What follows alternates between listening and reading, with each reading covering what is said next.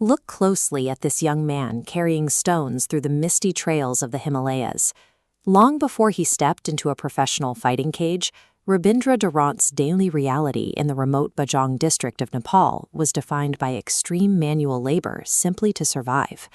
By the time he reached the 10th grade, education became a luxury he could no longer afford. At 16, economic necessity pushed him onto a dusty bus route exactly like this one, leaving his home for India in search of any work that would pay for 2 meals a day. He eventually found himself navigating these crowded streets of New Delhi.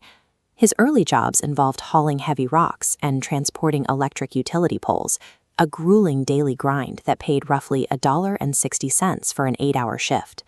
The sheer volume of that physical exertion took a severe toll on his developing body. He suffered from chronic spinal strain, leaving him physically broken and exhausted by the time his shift ended. Yet, those exact hardships unknowingly forged his greatest athletic assets. Growing up entirely without a safety net built a staggering threshold for pain and an explosive physical power that no gym routine could ever replicate. To find a mental escape from a subsequent job sweeping floors and serving tea in a small office, he began waking up before dawn to attend 5 a.m. karate classes. A local coach quickly noticed his relentless work ethic and bottomless stamina, introducing him to a sport he had never even heard of, mixed martial arts. He adapted instantly to the discipline, competing across regional circuits, going undefeated in 15 amateur bouts, securing consecutive Indian National Amateur Championships in 2019 and 2020. That dominance attracted international sports promoters, who offered him a clear path to larger global stages, but they attached a rigid ultimatum. He would have to surrender his Nepalese citizenship and compete for India. As you see this close-up of the Nepalese flag, understand what it meant to him. He flatly refused the offer, choosing instead to pack his bags and return to a country that possessed absolutely zero formal infrastructure for mixed martial arts. His loyalty to his home soil outweighed a guaranteed paycheck. He accepted the immense burden of stalling his own rising career to build a professional fighting circuit from the ground up in Kathmandu. Back in Kathmandu, a chance encounter at a local gym redirected his path. He met Deweese Pia, a seasoned jiu-jitsu and Muay Thai coach who put him through a brief sparring session and immediately recognized a rare, undeveloped talent. Pia leveraged international connections to accelerate his students' development. This included a brutal month-long camp at the elite Fairtex gym in Thailand, where Dhant shed 8 kilograms in extreme heat, refining his striking technique. To round out his ground game, he relocated to the world-renowned Soma Fight Club in Bali, Indonesia, placing himself under the direct instruction of head MMA coach Youssef Webe. Look at the intensity in this ground-and-pound session. It perfectly illustrates his daily routine at Soma, surviving high-pressure practices against elite international sparring partners. His coaches recognized his aggressive fighting spirit, but knew he needed mental discipline to control it. They encouraged him to make regular visits to local Hindu temples dedicated to Shiva and Hanuman, adding a layer of tactical and spiritual grounding to his regimen.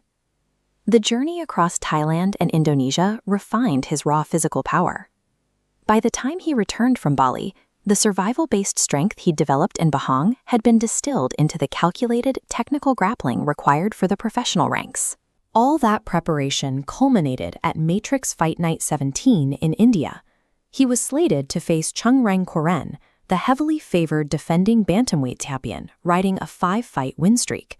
Barely 6 weeks before the title bout, disaster struck. Dhant suffered a severe hamstring tear during training that threatened to end the opportunity. The team at Soma implemented an immediate, specialized physical therapy protocol. They completely restructured his tactical game plan to protect the leg, relying heavily on his mental conditioning to push through the pain. He dictated the pace despite the compromised leg. 54 seconds into the 3rd round, he landed a knockout blow, securing the championship and making history for his country. The victory made headlines across Kathmandu. Almost overnight, the boy who once carried stones in Bajang became a household name, hailed across national media as a point of pride. This title victory offers the first real evidence that the Pia-Dhant partnership can produce results on a major stage. It showed that the technical gap between a local fighter and a regional champion could be bridged with the right international support. This recognizable octagonal cage represents the pinnacle of mixed martial arts. The Ultimate Fighting Championship launched a tournament called Road to UFC, specifically designed to offer rising Asia-Pacific prospects a direct contract into the organization. As this bracket illustrates, the format leaves zero room for error. It is a strict single-elimination tournament, meaning one loss immediately ends a fighter's campaign for that multi-fight contract. Standing in his path during the semifinals is Kasib Murdoch. This graphic highlights the New Zealand prospect's flawless record of 8 wins and 0 losses. Murdoch comes with an intimidating pedigree, honing his skills at freestyle MMA alongside this man, former UFC champion Alexander Volkanovski, who directly mentors the young Kiwi. Leading up to the bout, Murdoch ignited a massive firestorm of controversy. He posted a photo holding the Nepalese flag, boldly declaring himself the King of Nepal, a massive taunt that triggered intense outrage and prompted security lockdowns at his hotel. Murdoch's taunt shifted the gravity of the Shanghai semifinal. The opportunity for a professional contract was now joined by a mandate to respond to a very public insult against his home. The energy inside this brightly lit Shanghai arena is electric. As he makes his walkout under the bright international lights, he carries the hopes of a rapidly growing combat sports community on his shoulders. The fight itself pits the highly polished, undefeated technique of his opponent against the sheer grit and aggressive spirit forged in the high mountains of Sudur Paschim. When the physical pressure mounts and the oxygen burns in his lungs, he reaches a breaking point that demands a choice.